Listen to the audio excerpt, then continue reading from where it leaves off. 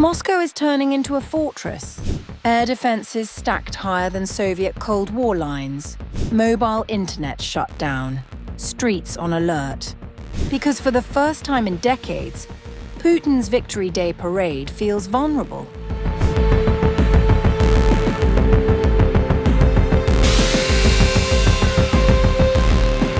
Russia is building a wall of steel around its own capital. Not on the front lines or near Ukraine, but around Moscow itself. And that alone tells us that something has fundamentally shifted in this war. Satellite imagery analysed by the German outlet Bild shows that around 43 new air defence towers were installed around Moscow in 2025 alone, forming what analysts are calling an expanded defensive perimeter. These aren't symbolic installations. They're Pantsir S-1 systems mounted on rooftops, landfill mounds, and key transport corridors. Alongside them are larger S-300 and S-400 batteries.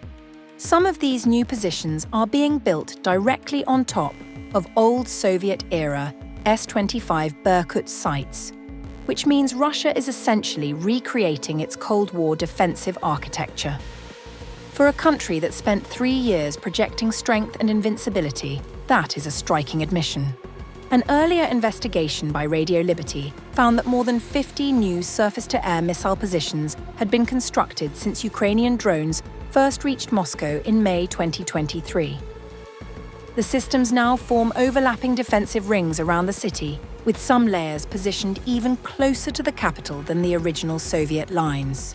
But concentrating so much hardware around Moscow means pulling it from somewhere else. Frontline regions like Kursk, Bryansk, and Belgorod may now have reduced air defense coverage.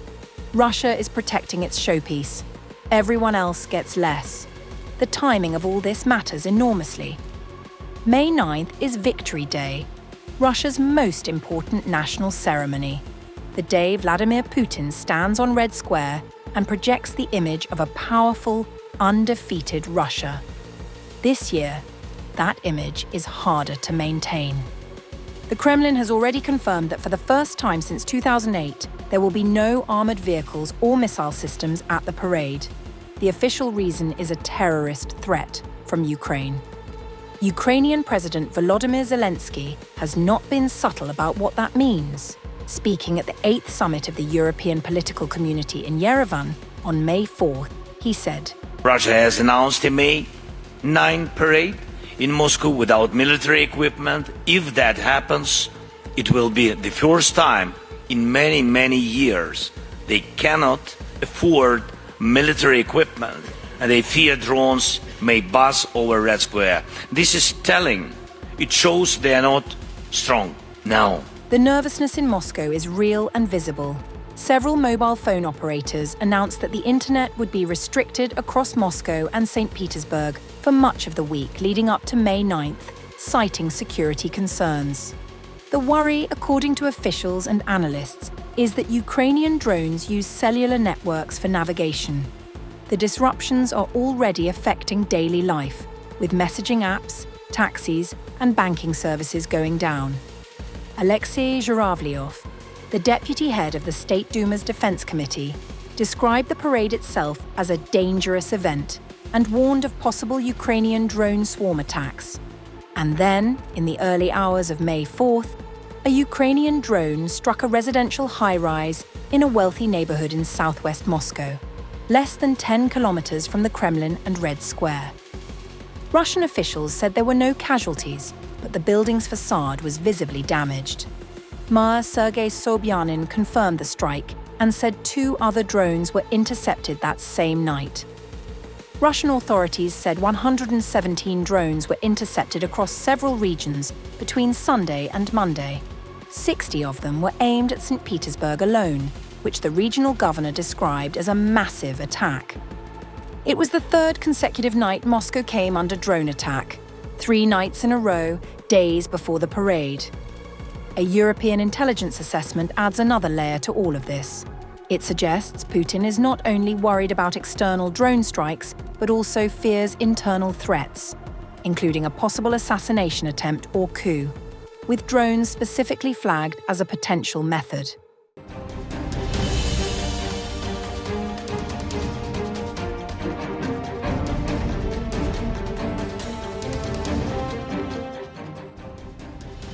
fresh reports from the independent Russian outlet Important Stories claim Russian President Vladimir Putin has sharply escalated his personal security measures amid growing fears of an internal coup attempt and assassination threats from within Russia's own political elite.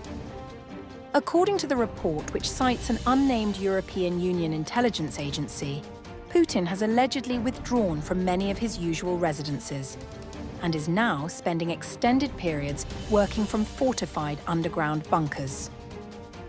Since the beginning of March 2026, the Kremlin and Vladimir Putin have been concerned about a leak of sensitive information, and at the same time, about the risk of a plot or coup attempt against the Russian president.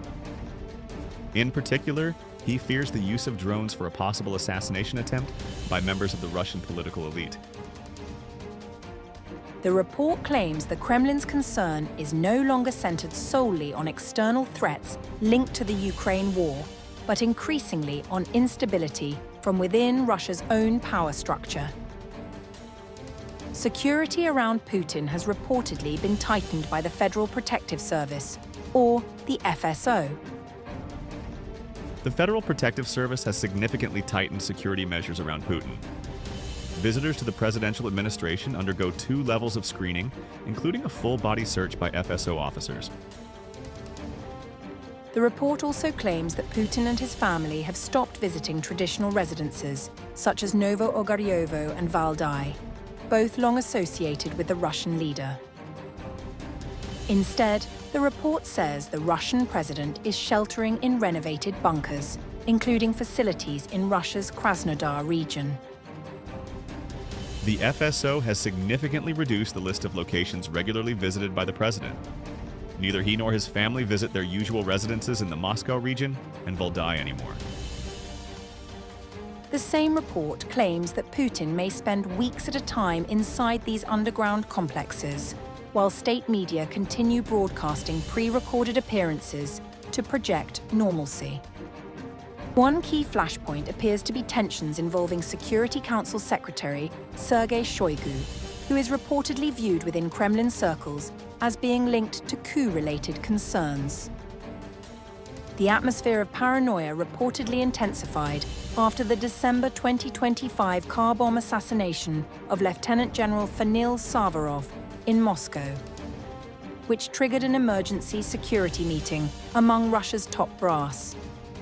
According to the report, that meeting devolved into a heated confrontation. At the end of this tense meeting, Putin called for calm, proposing to change the format of the discussion. He instructed participants to submit their proposals for resolving the issues discussed within a week. The outlet further claims that Kremlin staff working near Putin have been stripped of internet-enabled devices, banned from public transport, and placed under expanded surveillance. While none of these claims has been independently verified, they paint a picture of a Russian leadership increasingly consumed by internal distrust. If accurate, the report suggests that beyond the battlefield pressures of Ukraine, the Kremlin may now be confronting something potentially more dangerous for Putin: fear from inside his own walls.